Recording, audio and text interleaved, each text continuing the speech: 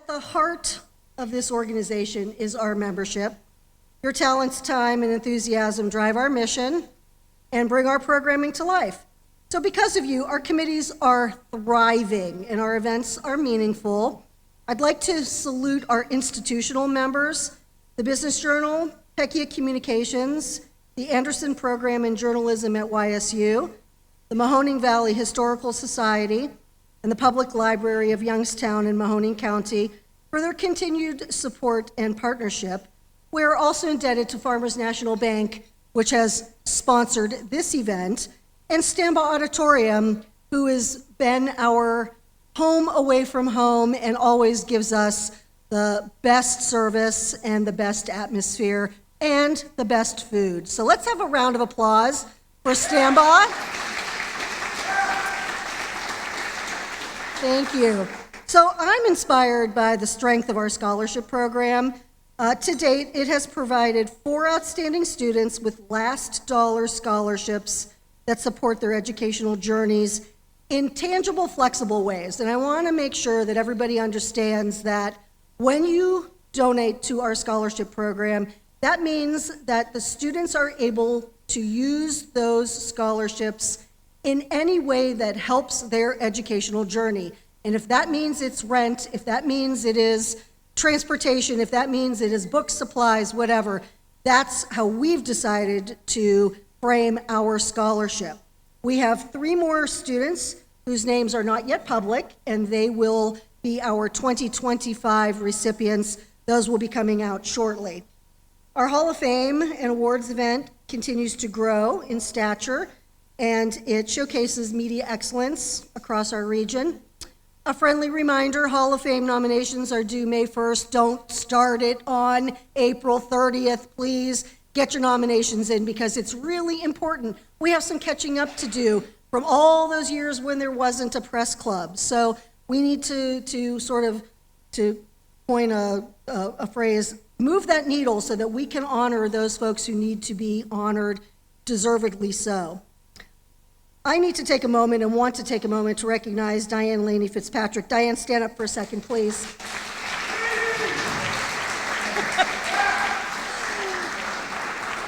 Without Diane's organizational skills, humor, institutional knowledge, it would have made my job 150,000 times harder. So I can't thank you enough. Thank you very much. To our incredible board, Andrea, Jordan, Tony, George, Joanne, Elise, Brenda, and incoming members, Madison and Denise, thank you for your commitment and energy because without a strong board, we would never be able to do any of this. We know journalism and media are cornerstones of a civil society, informing the public, holding power to account, and helping communities stay connected to truth. Our work has never been more essential, and I want to thank all of you for making the Youngstown Press Club a living and vibrant organization. So now, I'll welcome Diane to the podium to conduct our business of the evening. Thanks very much, everyone.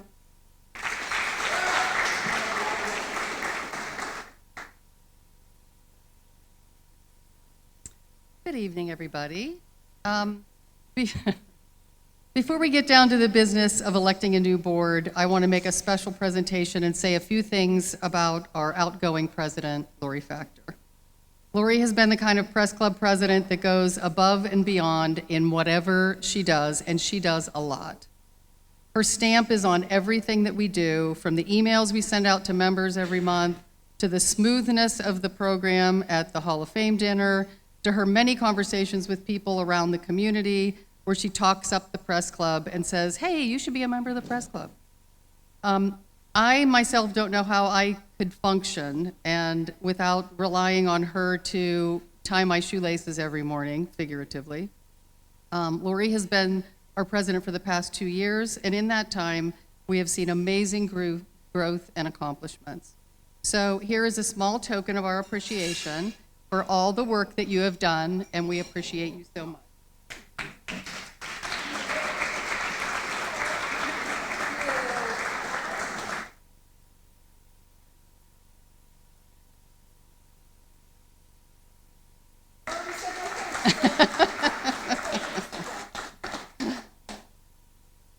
And now let's have our election. Did all the press club members receive a ballot when you came in? If not, could you raise your hand and Ed will get you one? No? Everybody got a ballot. Okay. You are voting on a full slate of candidates for the Board of Governors and to approve bylaws revisions. All members were emailed a copy of the proposed bylaws with changes tracked, and we do have a copy at the front in case anybody is so inclined to look over the bylaws. For Board of Governors, all seats are for 2-year terms, and I will now introduce the slate of candidates put forth by the board. They are President Elise Skolnick, President-elect Tony Paglia, Past President Lori Factor, Secretary Joanne Kolarek, Treasurer Andrea Heschmeyer. At-large seats are Jordan Cohen, Madison Tromler, and Denise Dick. These are the candidates put forward by the board. Nominations are now open from the floor. Are there any further nominations for any of these seats? Hearing none, we will close nominations and put forward the slate put forth by the board. Members, please fill out your ballot. Take your name sticky off of there because it's a secret ballot. Fill out your ballot, and Ed Byers will be coming around to collect your ballots.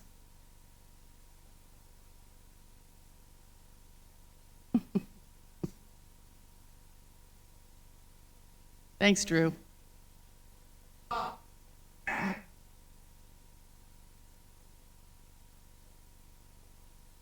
And now I would like to turn the podium over to Jack Gerdick, General Manager of WFMJ TV, who will introduce our speaker.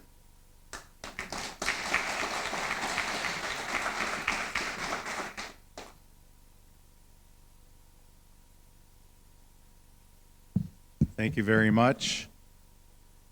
I think I just gained 200 Instagram followers just by walking up here. So thank you, Caroline. Really appreciate it. Caroline, of course, we want to welcome you back to the Mahoning and Shenango Valleys. We're thrilled to have you here and also welcome your parents. It's great to meet them. Caroline and I, yes, a quick round of applause for that. Caroline and I were colleagues for nearly 4 years, so it's my pleasure to have the opportunity to present her and introduce her to you. So let me tell you a little bit about her. She was born in Youngstown, raised in West Middlesex, PA, and a proud graduate of Kennedy Catholic High School. She attended Point Park University in Pittsburgh. She focused on broadcasting as a major, and what you may not know was that she was an athlete. She had a full ride athletic scholarship, and she was on the golf team for all 4 years during her time. Now, I have to veer off course for a minute and just tell you a quick anecdotal story here. The WFMJ golf team traditionally stinks. We're awful. We do every nonprofit in town, and we always finish in the cellar. Caroline comes along, and it occurred to somebody, I think my marketing director, we better get her on our foursome. Suddenly, we're finishing in the top 3, and what you don't know is I was taking heat over this. But she changed our team for sure. Upon her graduation, she started her TV news career at Jet TV, the famous Jet TV in Erie, Pennsylvania, where she worked nearly 2 years before starting at WFMJ in January of 2017. We actually were impressed with Caroline because in her interview with our news director at the time, Mona Alexander, and I, she started off by pointing out that this was the station she grew up watching and that her parents still watched. What she doesn't know is I slipped Mona a note and said she's hired. She didn't even have to interview at that point. She covered many significant stories in her 4 years here with us. She does mention 2 that stick out to her even to this day. One being, of course, the closure of GM Lordstown and its profound impact on the valley. And the other one was the tragic death of Girard police officer Justin Leo, which some of you may recall. While at the station, Caroline further expanded her skills. She went back to Point Park taking a master's degree program in communication technology, but she also specialized in social media from Point Park University. Her local media presence was growing at the station, but things were going to quickly change. Caroline's social media presence soared when she relocated to Fresno, California, becoming the morning news anchor at KSEE 24, a fellow NBC affiliate. Under her leadership, her following on various social media platforms grew exponentially. Caroline was now reaching millions of people. She also reached millions in one swoop when the Today Show came into town needing someone to do a live segment, and they chose Caroline. That one got an answer from me because I was proud of her. Now with nearly a decade of experience, Caroline currently is the primetime weeknight anchor at KRIV Fox 26 in Houston, Texas, which is market number 6 in the country. Her posts of her interview with Simone Biles after the Paris Olympic Games garnished huge numbers. She also has covered and experienced significant weather stories, which we talked about tonight, including tornadoes and Hurricane Beryl just this past July and the related flooding, which Caroline shared did affect her own place that she's staying at. Among her dedicated fans on TikTok, Caroline has amassed a substantial 1.6 million followers, where she shares behind-the-scenes content from local news, including looks at her show prep, breaking news updates, and even her hair and makeup routines. Additionally, she spearheaded the launch of a groundbreaking new version of the 10 o'clock news titled The News Feed, which is a merger of traditional TV news with the fast-paced dynamics of social media. I hope she's going to talk to us about that tonight. Caroline's versatility extends beyond news broadcasting. Anyone that watches a Guardians game is familiar with the show The Swing Clinic, because they always fill in where there's a rain delay. And well, that's true. Sure enough, though, Caroline is on there with Jimmy Hanlon, and she's set to host the upcoming show 18 Holes, also Jimmy Hanlon, I believe, which will air nationally in over 1 million homes. Furthermore, she'll be the host of a new golf competition reality show, Blazin' Aces, where golf influencers will compete for a coveted prize. Caroline tells me when she's not working, she enjoys and relishes returning home, where she savors her favorite Italian cuisine and visiting her family and friends. Caroline can be found on various social media platforms, where she shares her content under the handle Caroline on TV. Ladies and gentlemen, it's my pleasure to introduce the newly engaged Caroline Collins.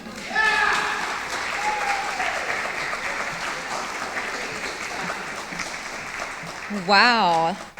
What an honor. Thank you so much, Jack. I was so scared of him when I first interviewed with him. That's the funny thing. I was so intimidated. You go up into his office and he's sitting there at his big desk, and I was so young, like, oh, he's important. So I'm glad that now we've continued our relationship. And thank you to the Youngstown Press Club for having me. It's such an honor to be in front of so many accomplished journalists in this town, both TV and print. Your jobs are more important than ever right now, especially with all the news happening in the Valley. I keep up with it with my parents still being here, and you need to make these lawmakers answer to you. So thank you for all that you do and for continuing to care enough about the people in the Valley to make a change with all of the work that is so hard. I mean, I for 4 years was MMJing here, and a lot happens. It's a busy town, and it definitely prepared me for what I've stepped into. But tonight, we are going to be talking about local voices with a global reach, the digital transformation of news.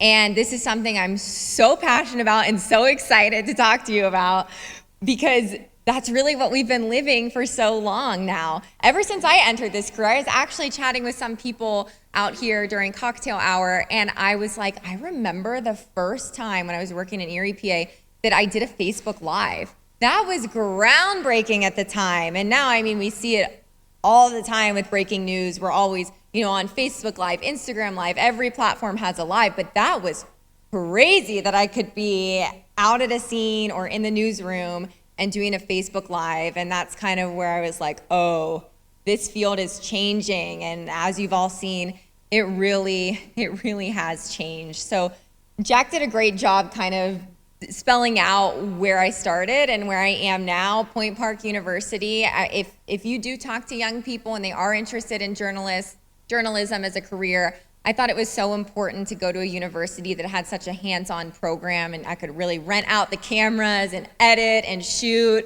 and anchor newscasts. Not all universities offer a comprehensive program like that. If you are talking to high schoolers who are thinking about going into journalism, that hands-on program with a TV station on campus, equipment, editing, all of that is so important. And that's one of the things that Point Park had, along with the golf team. So imagine finding a school good in broadcast journalism and then in golf, women's golf as well. So that was a crazy combination. So right after college, Erie, PA, and I battled to fill an anchor there. I had no business being on the anchor desk there. I was so new and so green, but I begged for an opportunity to anchor, which I then put on a resume tape that ended up on Jack's desk. So, well, I guess in your email probably. So, him and Mona saw my resume tape from there, thankfully, and I knew I wanted to anchor, and that's how I ended up at WFMJ as weekend anchor and an MMJ reporter during the weeknights, which was insane because Youngstown News is crazy. So to be a young journalist and shooting and editing your own video in Youngstown, I'm like, oh my goodness, you get good really fast that way. And during the time, I had the opportunity to work with some great people. I then went to Fresno, California. I call it my pandemic move, and that's where I met my co-anchor there in the picture, Brody, and that's definitely was a recipe for success as far as blowing up social media, so I'll get into that a little bit. And now I'm at Fox 26 Houston, which is crazy because Houston's the 4th largest city in the US, the 6th largest news market, and my goal was, okay, make it to a top 10 as an anchor before I turn 30. And it happened. I set my mind to it. I had a vision, and somehow it happened. So, thank you. And it's wild. And I just felt like God put the right people in front of me at the right time. And so I was in Fresno for 2 years, and then now I've been in Houston for over 2 years. And yeah, I'm engaged, but I'm not going to change my last name on air. It's going to stay Collins. So a lot of people ask me that on TikTok. I'm like, no, I'm going to keep Collins. But you know, a lot of people do that. It just kind of depends. So. It's been a great move, and I work with some great people. In that picture is my co-anchor, Rashi and Anthony. We kind of do a mix of the 5, the 6, the 9, and the 10, and all of our digital shows, which I'll get into as we move on here. But it's a great place. Houston has some great food, but it is not like home at all. I miss the Italian food here. So, okay, you'll recognize some of these people, and even in the audience, I think I just saw Madison walk in. Hi, Madison, and Mike Petrucci, photographer, of course. I worked with them, and they were amazing, but also worked with Derek Steyer and just so many. Mike Ackelson, when he was here, we used to banter about sports. We would always have golf in the newscast on the weekends because we would banter back and forth, and people really seemed to enjoy that. That was such a fun time, and that's actually. Not a lot of people know this because everybody thinks pandemic TikTok, but I actually got on TikTok at WFMJ. My sister had to come and teach me how to use the app, my younger sister.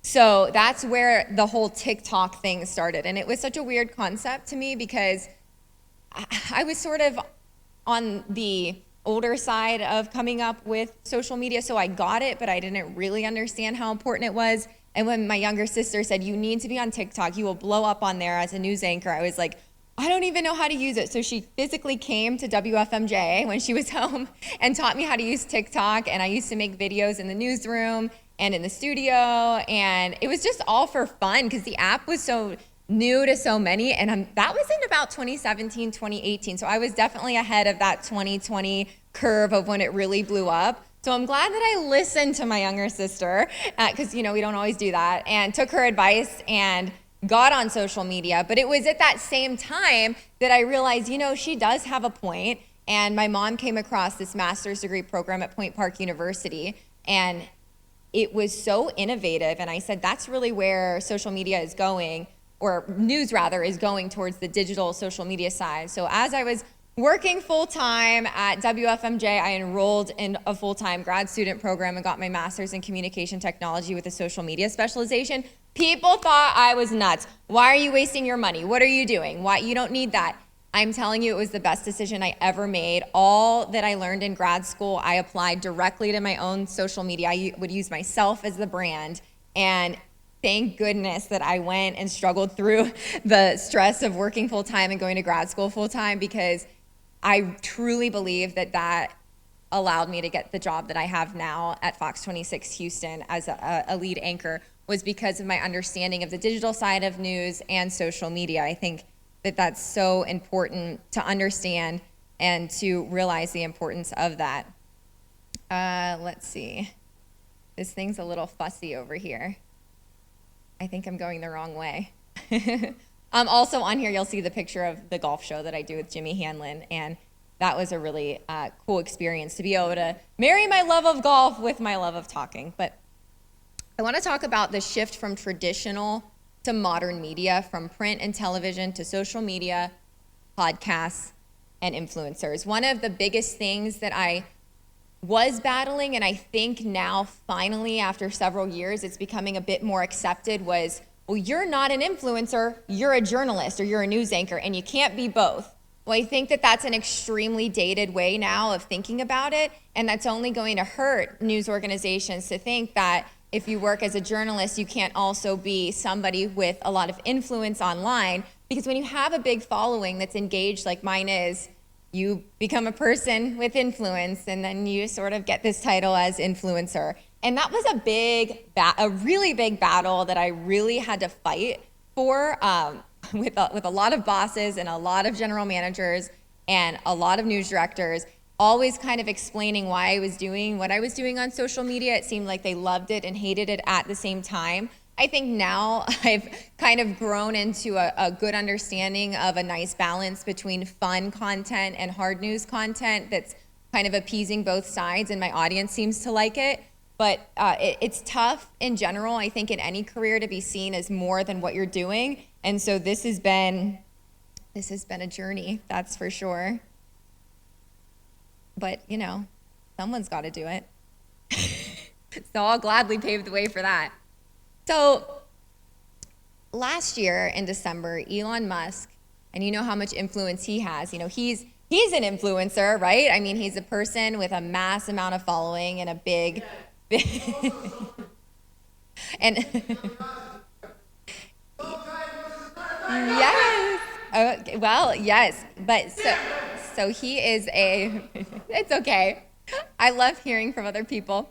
I didn't mean to be controversial. I'm just using him as an example as somebody who has garnered a large following, so he carries a lot of influence. And unfortunately, he tweeted out, "You are the media now, they are the past," referring to everybody as the media now, and we're a thing of the past. And I would strongly challenge his opinion on that. I think that what local news is doing right now is more important than ever. And I saw that as motivation to work even harder to get our stories and our messages out there, because we are living in a time where everybody can have an opinion online.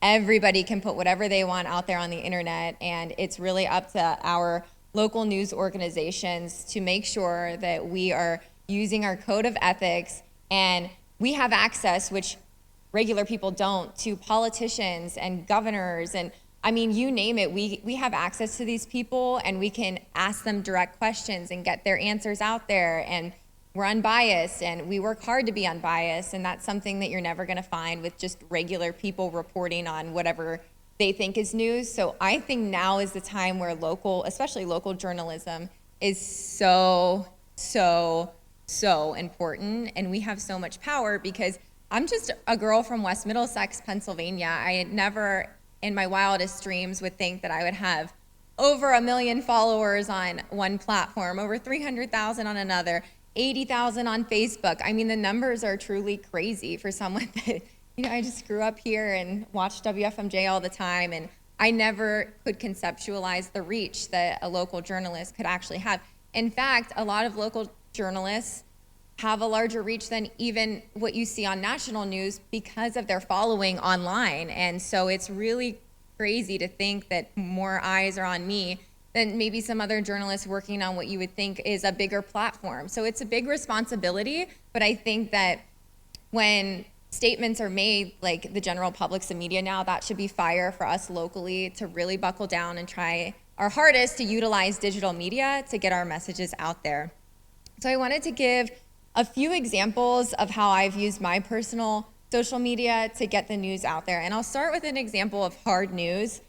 And it's kind of hard sometimes when you are brought up in this traditional form of media where you're supposed to show no emotion or whatever it was in the past, to now on social media you want to be vulnerable. People want to connect with you. They want to feel like they know you. So I found that when I do the hard news in a more humanized way, it garners a lot of views and a lot of reaction from my fans, so they still feel like it's me giving them the difficult news. This video I put out got like 60,000 likes and so many views. Let's see if I can get the audio. Oops, So this was a really, really difficult story where there was a drive-by shooting and the mother was shot and this police officer took this baby in her arms and held her. And this little boy is in the car to witness it all. The deceased woman's mother arrived, falling into the arms of a Houston police officer.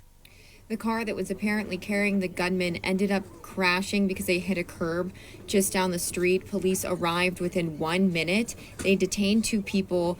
They didn't make any arrests. Now they're investigating this, obviously, as a homicide. They're also not sure at this point if this was a case of road rage. That mother of this little boy, only 34 years old.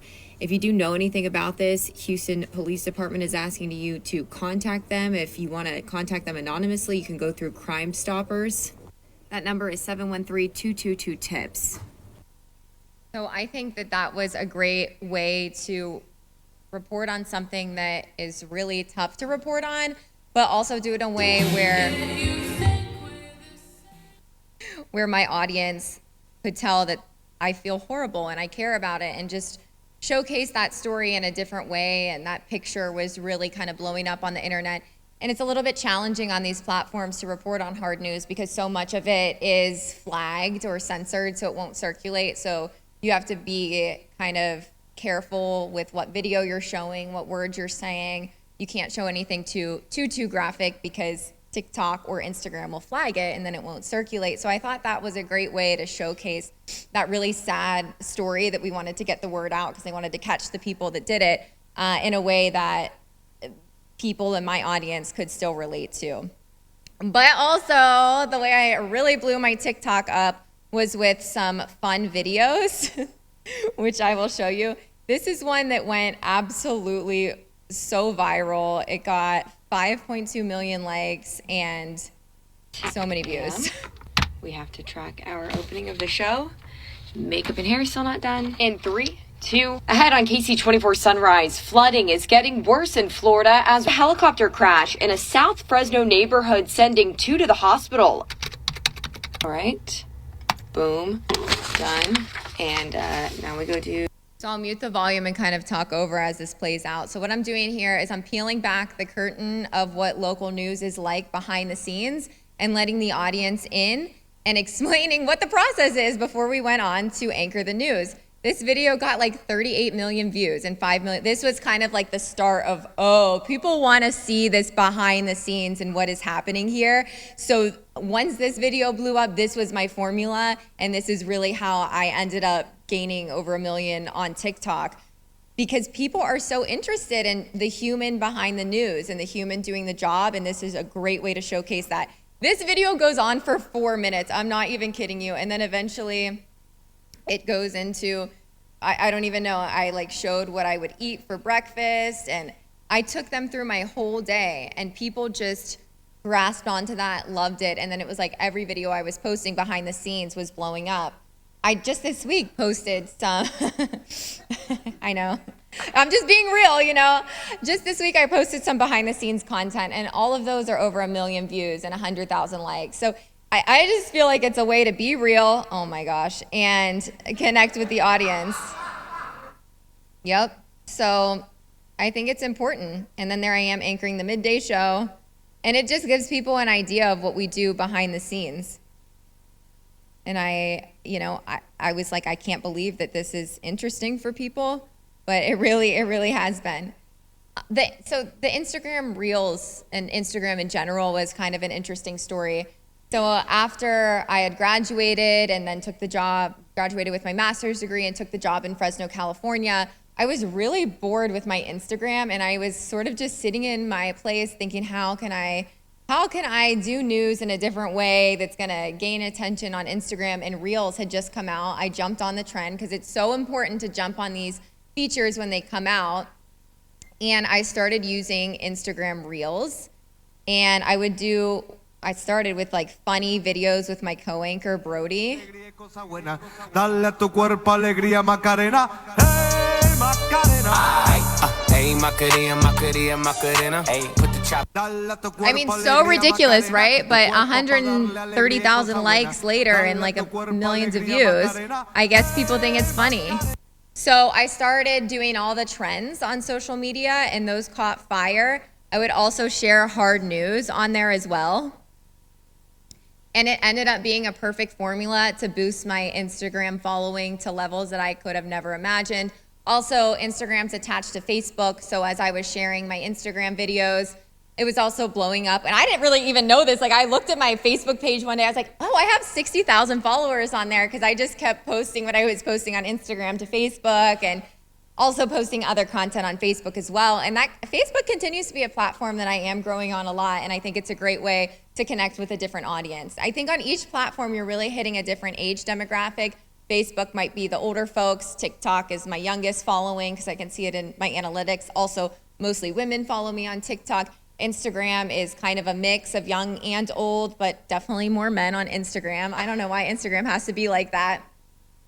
But those are some prime examples of how I think it's just so important to understand social media, figure out how to use it. And I think that this really can apply to not just TV news anchors, this can apply to print journalists too. While you might not want your face and your voice attached to it, there are so many creative ways that you can make great content on social media using great pictures or video that you took.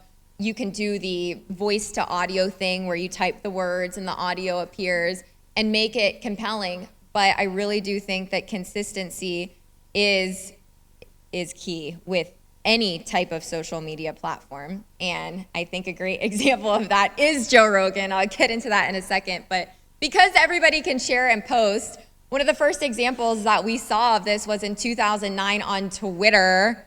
I graduated high school in I graduated college in 2011, so I must have been in college at this point. And I remember this. I was on Twitter because Kim Kardashian got Twitter, so I had to get on Twitter, okay? So that's where my mind was at.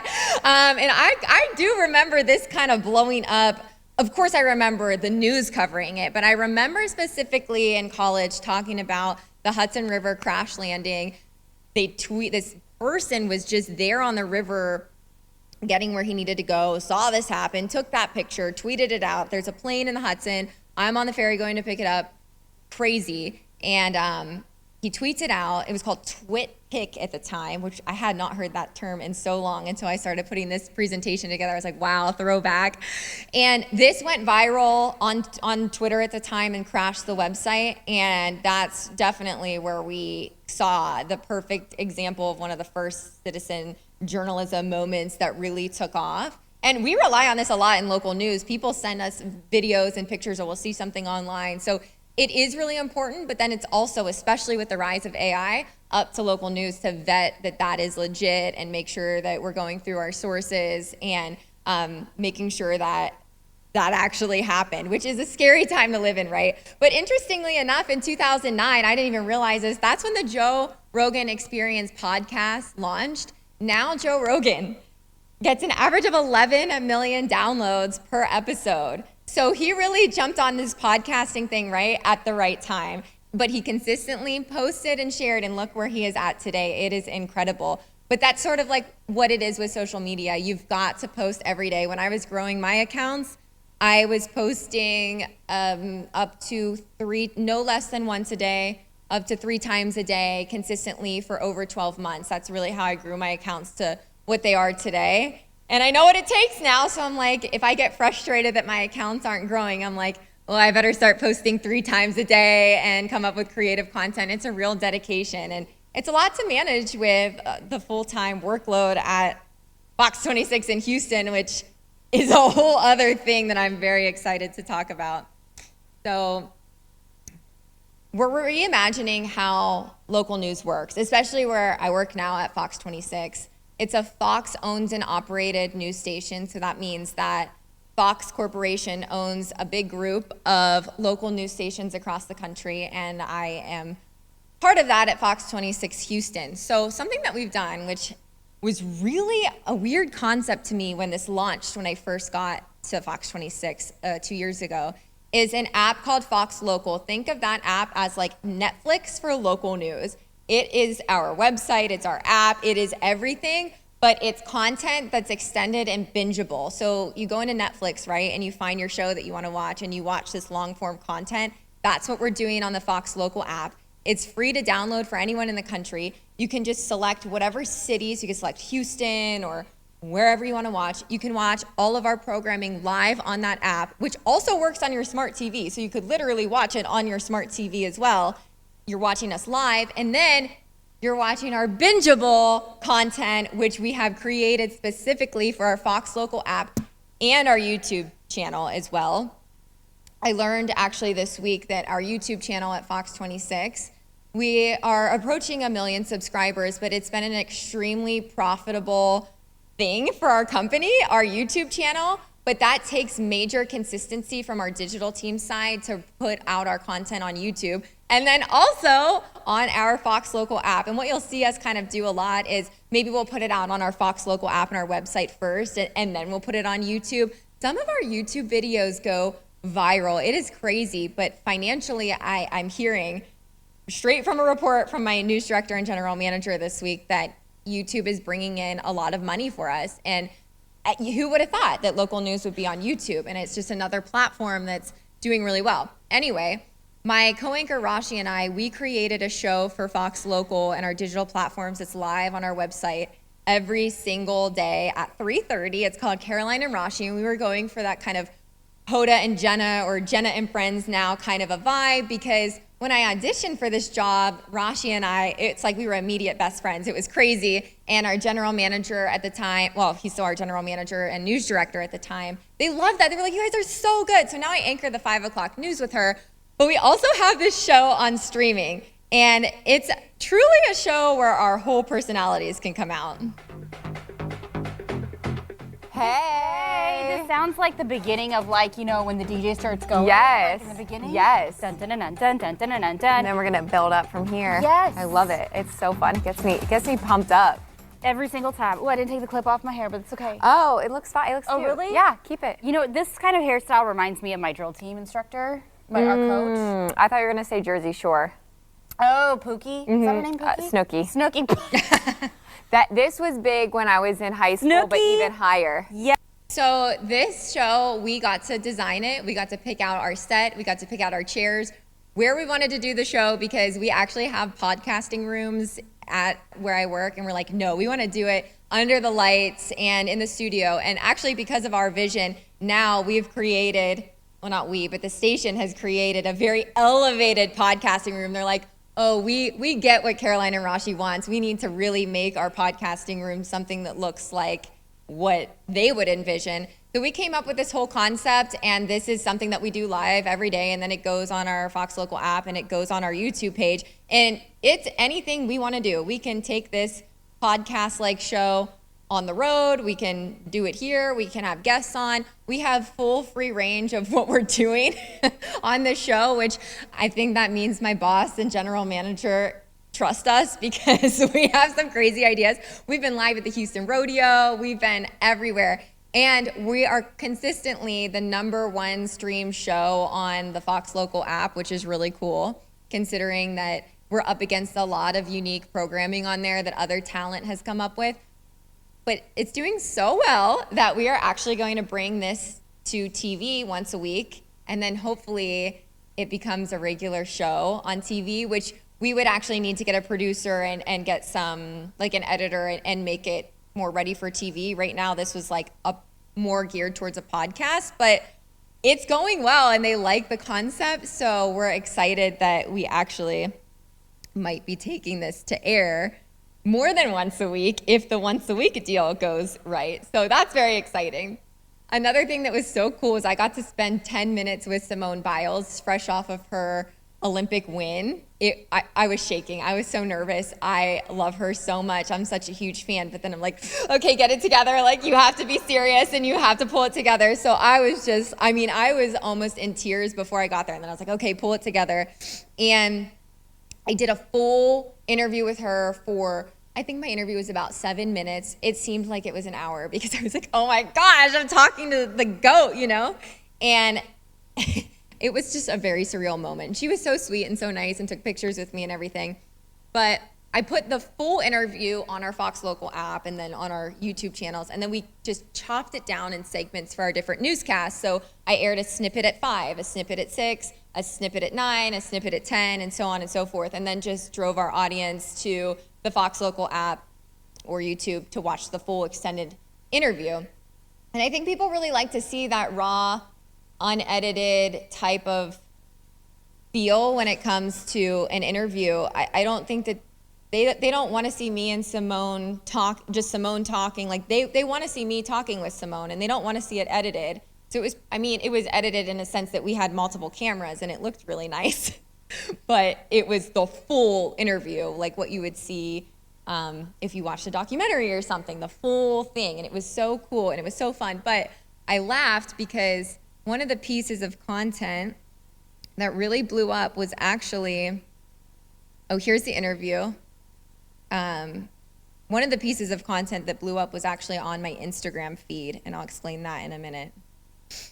Thank you. We're so proud of you. How are you feeling? I'm feeling good. Jet lag and everything's gone. I've been here for about a week and a half, so super excited to be back in the States.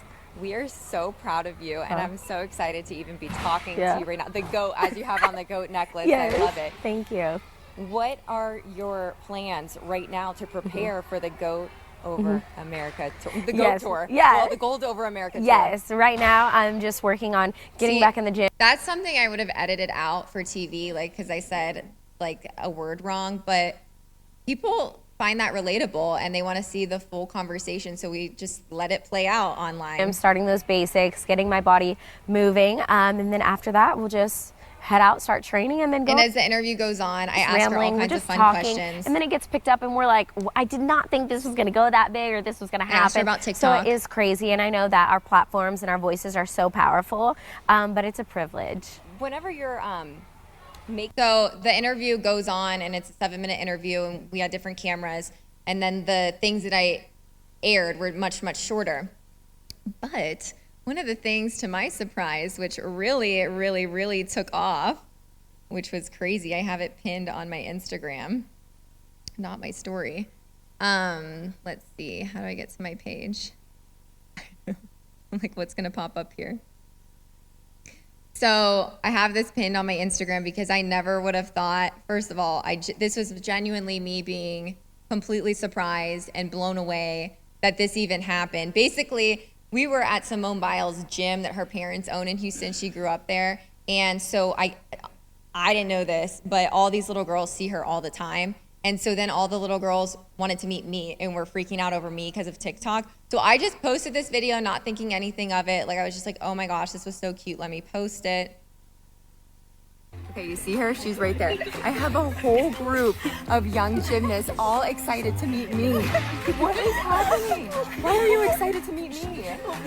We love you. We love you. We've been following you forever. So that ends up blowing up. It gets tons of views, 60,000 likes, and it drove people to my interview that I did on Fox Local and on our broadcast and on our other platforms. So just a simple, silly video like that, because people were like, where do I watch it? Then they're going to seek out the full content and the full article and all that. So that was a nice surprise that it wasn't my interview that blew up with Simone Biles. It was just like me showing these sweet girls at the gym. And I mean, and that's the thing about social media. It's kind of unpredictable in the best way possible, and you never know what's going to happen or what's going to blow up. And that's the fun part about it. Also the frustrating part about it. So now I want to talk about what we're doing that's really different over at Fox 26 for the 10 o'clock broadcast. So when I got hired, I was hired to anchor the 5 and the 10 o'clock newscast. And of course, now we've added Caroline and Rashi into it. I am a part of the 6 o'clock and the 9 o'clock newscast. We're doing streaming shows all the time. It's literally crazy because digital media and the importance of it, you're just tasked with making constant content, right? Or repurposing that content for something else or being a part of somebody else's streaming show. So it really feels like when I'm at work, it's this 24-hour cycle. It's just nonstop when we're there. And now when news breaks, like we're live on our website, we're live on our social platforms. So one of us anchors always has to jump in and get on with literally no information and just figure it out. But that's what news is. So anyway, my general manager came to me and he wanted me to start this new concept. But his famous thing that he's always said is everyone has a brand, whether they know it or not. His name is Dart Babel. He's the vice president and GM of Fox 26 Houston. And also I thought this went great with a quote from Jeff Bezos, says your brand is what people say about you when you're not in the room. Okay, and that's so true because I'm like, my general manager says my brand is TikTok and social media, and I guarantee when I'm not in the room, people are like, that's the girl on TikTok. So I'm like, that is so true, and I love that. So instead of shying away from that, which I feel like was what we were doing when all the social media came about, 10 or so years ago, we're embracing that at Fox 26, and we're coming up with new ways to do the news that's social media and digital media driven. So he literally was like, I want you to relaunch the 10. You and one of our other really creative producers come up with a pitch for me. So we came up with the news feed, it's called. And it's a show that is primarily focused on your news feed. So what you would see when you're scrolling on your social media. And we have tailored each and every, I'm not even kidding you, every single story that you see in the newscast is now made that we could clip it and get it on social media immediately. Our reporters, we want them to be walking around, talking back, not just standing there with a microphone. We want their hits to be short and concise and snappy and crazy and visual and really draw the audience in. If they can bring in elements from social media, even better. And we want the show to be fast-paced because, as you know, the attention span with scrolling on social media is like 2 seconds. So I'm like, the show needs to flow like we're scrolling, right? Every once in a while you get to an interesting story on your feed and you'll pause for a minute. You're like, oh, what is that? So those stories can be longer, the ones that are really, really visual and really compelling and really interesting. We now shoot with a lot of different cameras. We're not just shooting with your traditional news camera. We're shooting with all kinds of crazy things that maybe you would see more of vloggers use, but it's really interesting what our photographers can do. So we've kind of thought that if we're gonna do this show and we want it to be different and stand out, we thought we should have a different show open every single night. So we have been coming up with different ways to open the show, and this is just an example of one of the cold opens that we did this week. I wish our newsroom, I know we're redoing our newsroom soon. I want that to kind of match like the new vibey like feel of the show. Sometimes we do these in the studio. Sometimes I incorporate a lot of reporters into. It looks different, interesting, and crazy every single night. And we put this strobe effect on it, which people either love or hate, but it's different. And we're up against all the traditional newscasts. So I thought I'd share an example of how we're opening the show. Tonight on the news feed, a security guard and an Ojos Locos decides to unlawfully tase two customers. He's now arrested. Our Abigail Dye working that story. That story only on Fox coming up. And we'll give you the TLDR on a high school shooting that happened in the Dallas area. And in Fort Bend County, a racially motivated social media hoax. We'll give you the latest in our regulation roundup. And the Houston Rockets showing off their new playoff merch. Coco Dominguez has that in tonight's Bayou City Buzz. The news feed starts right now. Well, good evening. I'm Caroline Collins. So different than what you would traditionally see to open a newscast, but we want it to look different every night. It's never going to look the same as that. It's going to be something different. It might be done in the studio, and it's something that I write and I kind of produce alongside my photographer. And sometimes we'll use an iPhone with a good microphone. Good microphone is key. or sometimes we use the camera that he uses. It kind of just depends what photographer is available and who has the cool equipment. And then I'll grab them and we shoot that. And it's just supposed to look different than what you would traditionally see on the newscast, show off our talent and different areas of the news station. And it sort of gives that behind the scenes, peel the curtain back look before we get into the newscast. And then what we're trying to do, like I said, with the newscast are those shorter segments that can be put on digital and social media quickly.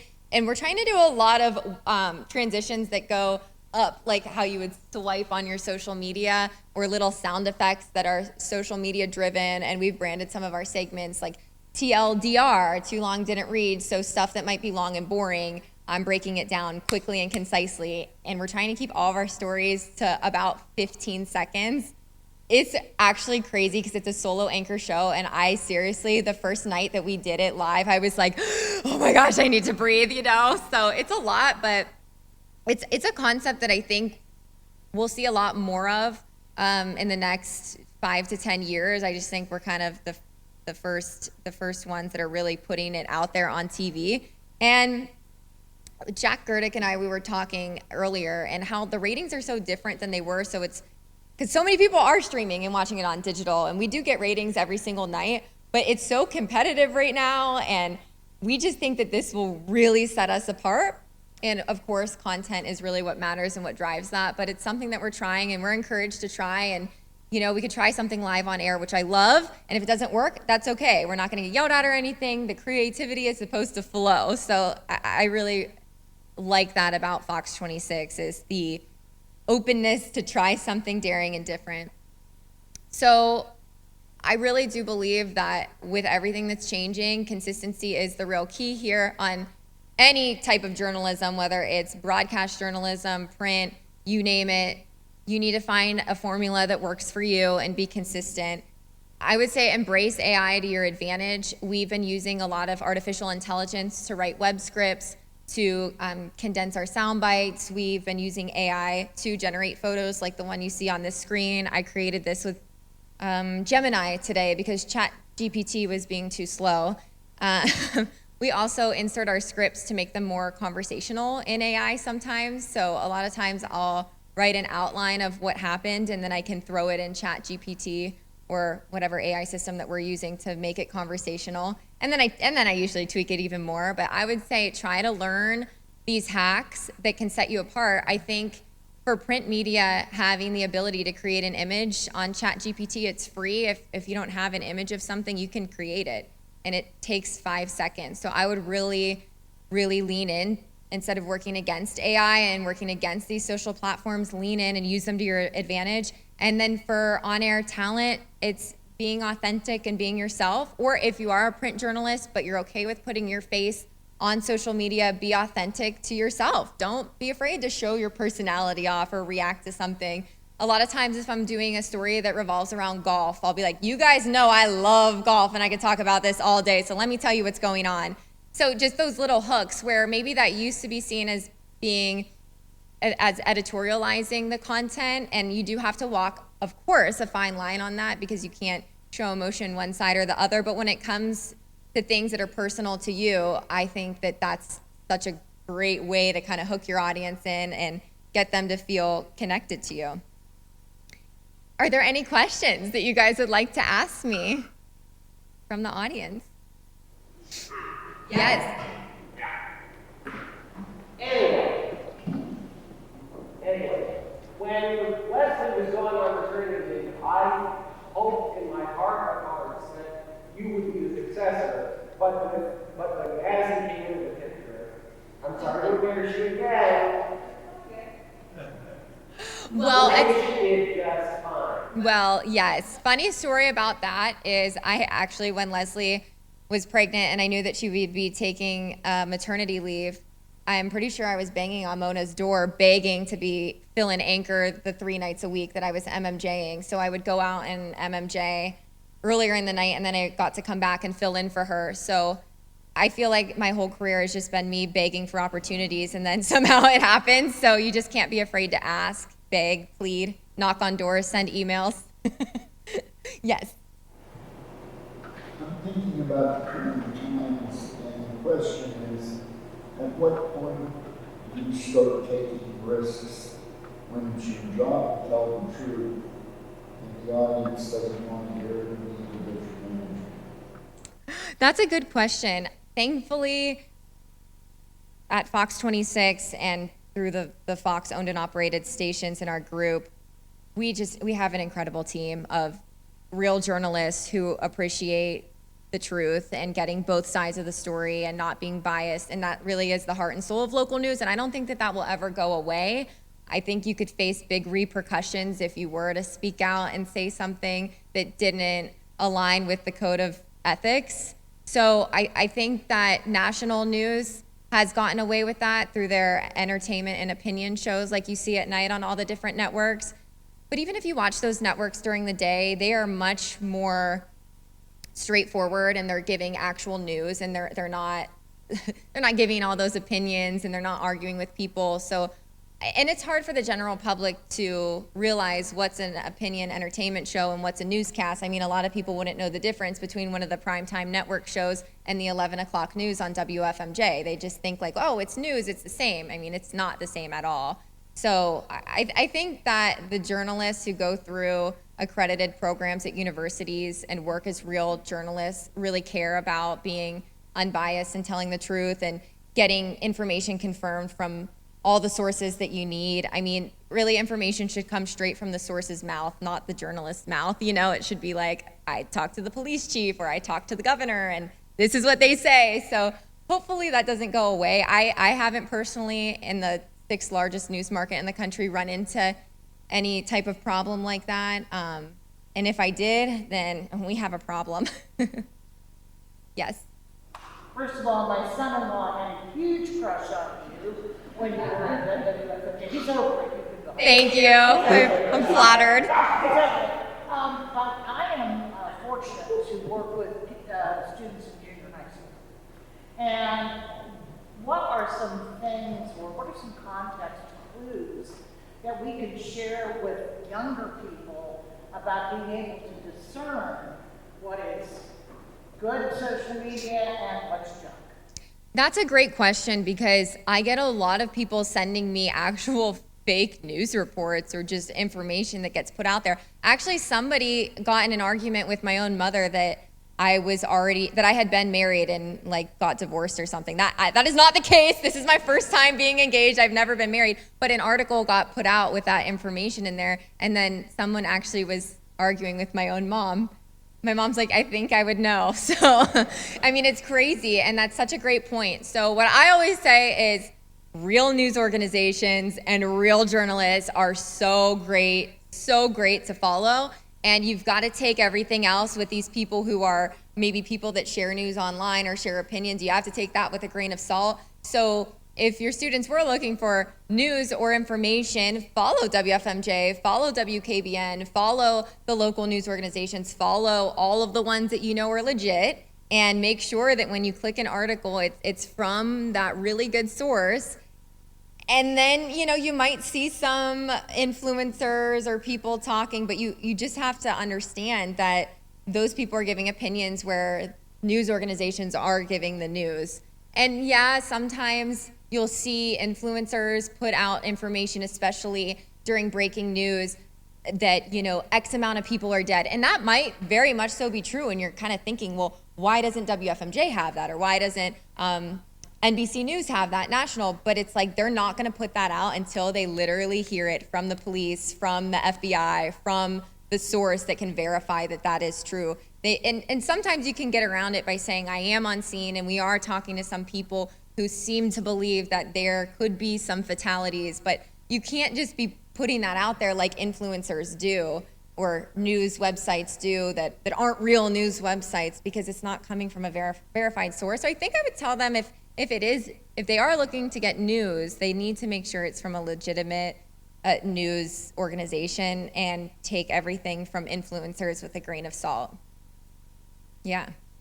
Even Joe Rogan, I mean, he's amazing, but like, take it with a grain of salt. It's not all vetted. Yes. Hi, we have two quick questions. One, as a golfer, you must have watched the Masters, especially Sunday, the last 2 hours or so of that. It was very traditional coverage and a human story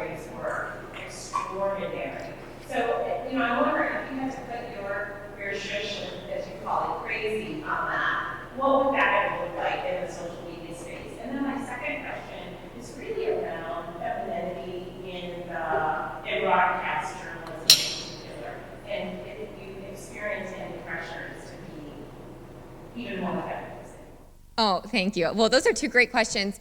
So actually, until, Dad, you would maybe remember more than me, but up until maybe 5 years ago, you weren't allowed to have cell phones at any PGA event, right? We could not have our phones. So when we would go to any PGA golf tournament, we had to turn our phones off or leave them in the car. And that's what the Masters still does. The Masters is so iconic. It's like one of those things that they don't even need advertisement, so they don't even need the cell phones there. And they have a phenomenal social media team. They spread their photographers out on Augusta National. They have photographers following everyone. And basically, they're getting videos and pictures that Augusta National approves. They're literally sending it or running it back to the media tent or sending it digitally, and then the Masters social media is posting it. So that's incredible that they have that, because not all tournaments are that well oiled, and I think that just like creates such a buzz around their social media in general, and it's the craziest thing. It's like I'd almost compare it to what's like Nike. I mean, they're so well known, like they could not advertise and they'd still be, well known and around. That's like the Masters. So for the Masters, I think it works. I think that the PGA waited way too long, the PGA Tour, to allow cell phones and social media at other tournaments, because I think that it has really helped the golf world, because you have all these fans there and they're doing their social media now, and then others are seeing that and they're like, oh, that looks like fun, I want to go. So I think they did themselves a big disservice by not allowing that sooner, so I'm really happy that they've allowed it now. But I am in favor of the Masters keeping that tradition. I think that is special, and it just builds this hype, and this people want to go there just to experience not having a phone at a sporting event. Have you ever heard such a thing? Can you imagine like if the Cavs are playing, because I know that they're doing really well right now, and in the audience nobody has a phone out? You know what I mean? It's like, how awesome. But also that social media really builds the hype and is free marketing for the teams and the brands. And then your other question was about being a female in broadcast journalism. So while I haven't experienced anything traumatic, I certainly, unfortunately, have been made aware of pay gaps or, certain things that maybe the males have gotten that I didn't get, such as moving expenses. To be completely honest, one of my male co-anchors received a $10,000 moving expense. I got $3,000. And I didn't know that because I didn't talk to him and ask, and I just was like, oh yeah, okay, that's great. You know how expensive moving is. So now looking back, I'm always going to do my research and kind of ask about moving expenses, and especially from a male counterpart, because I do believe that there is still a gap that happens between male and female. But I also think that women now, we're empowered to speak out and ask questions. And even recently, I said to my boss, I was like, well, of course I'm asking that question. I'm a woman in this business. I want to make sure that I'm getting treated fairly. And he was and I was, thank you. And I was like, wouldn't you want your daughter to do the same thing? So it's just, I think it's unfortunately kind of always going to be like that, even though we've come such a long way as women. But I would say women definitely, we should at least ask the questions that men sometimes don't have to ask. But with that being said, so thankful that I have the same opportunities as my male counterparts, and I'm able to work alongside with them, because, it used to be a pretty male-dominant field, especially in sports anchoring, and now, you see it all, men, women, and everyone's pretty well respected in that regard. Any other questions? Yes. Caroline, you talked about consistency. You mentioned that a few times, key to growing social media. At your scale, can you give us a little behind the scenes? How many posts a day do you have to put out to maintain and grow? Yeah. And also, I'm just curious, on a personal level, does it get exhausting? Do you ever need a weekend off?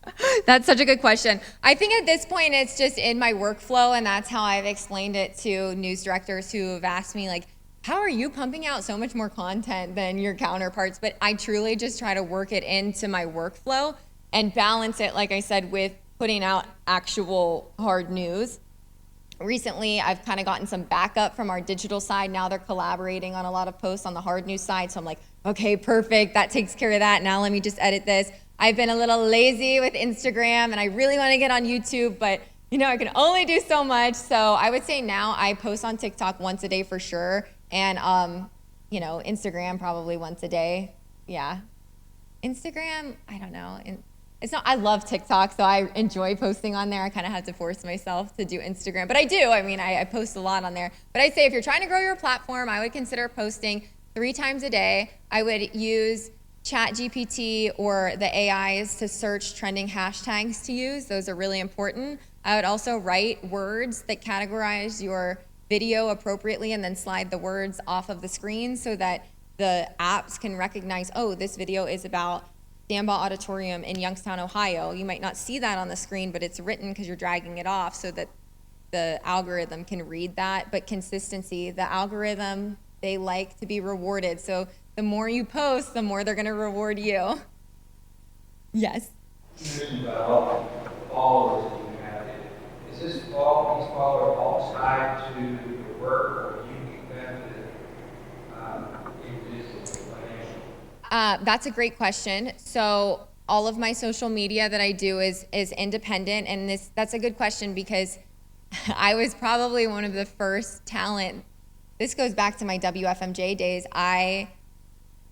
WFMJ was like, okay, change your handles to WFMJ Carolina, and I was like, no, I can't do that. I'm sorry, Jack. But this goes back to 2017. So I knew, I was like, I have to hang on to my handles. I have to own them as intellectual property, and I have to get that worked into my contract. Now, I can't remember if I got that in my contract at WFMJ or not, but I got it in my contract in Fresno and in Houston that I own all the rights to my social media, that's my property, my intellectual property. They can't touch it. It can't be changed. I, by all means, could make an additional account that says Caroline Fox 26 or KRIV, but you're going then to 0 followers. Like I have, over 30,000 followers on X. Do you want me to create a new account just so you can have, Caroline Fox 26 Houston with 0 followers, or do you want me to tweet important info out to my 33-some thousand followers on X? So it just was something that I had to get written in my contract, and I'm glad that I did, but I think that was a little unheard of when I started to do it several years back. But now, I mean, it's definitely, it's more important than ever, especially if you wanted to monetize, then you would really want to make sure that you own that. Yes? If I recall correctly, you said that your station in Houston is owned and operated by the national Fox network. Yeah, Fox News Corporation, yes. Fox Incorporated, yes. So they do own the network, and then we're the local group of TV. My question is, and somebody may have asked this a little differently earlier, I couldn't hear all the questions, but to what extent, if any, does the national Fox News Corp dictate what you cover and how you cover it and what angle you use? So we operate as a separate entity as the network. However, it's sort of like with WFMJ and NBC.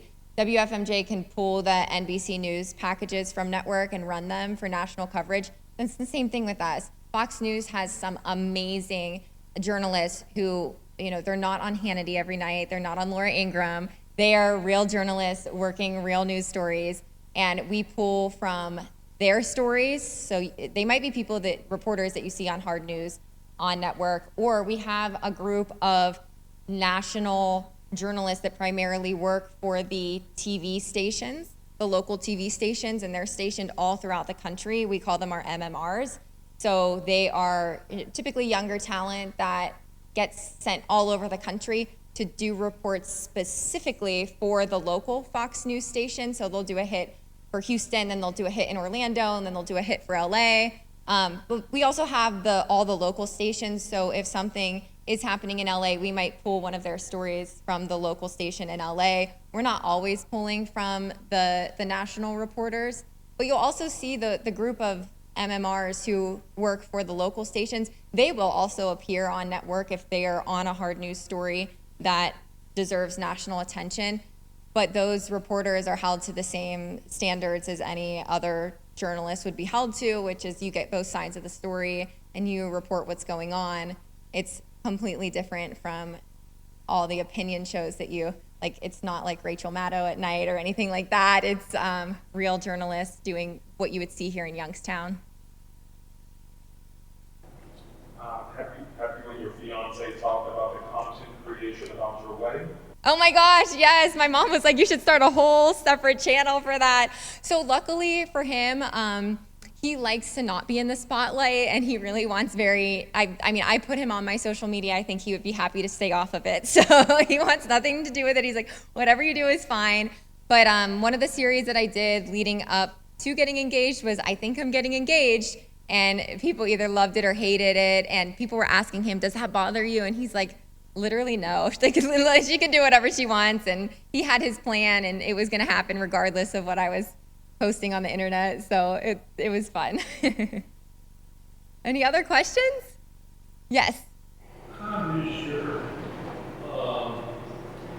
roles as an influencer and an entertainer affect your ability to deliver the news as a reporter?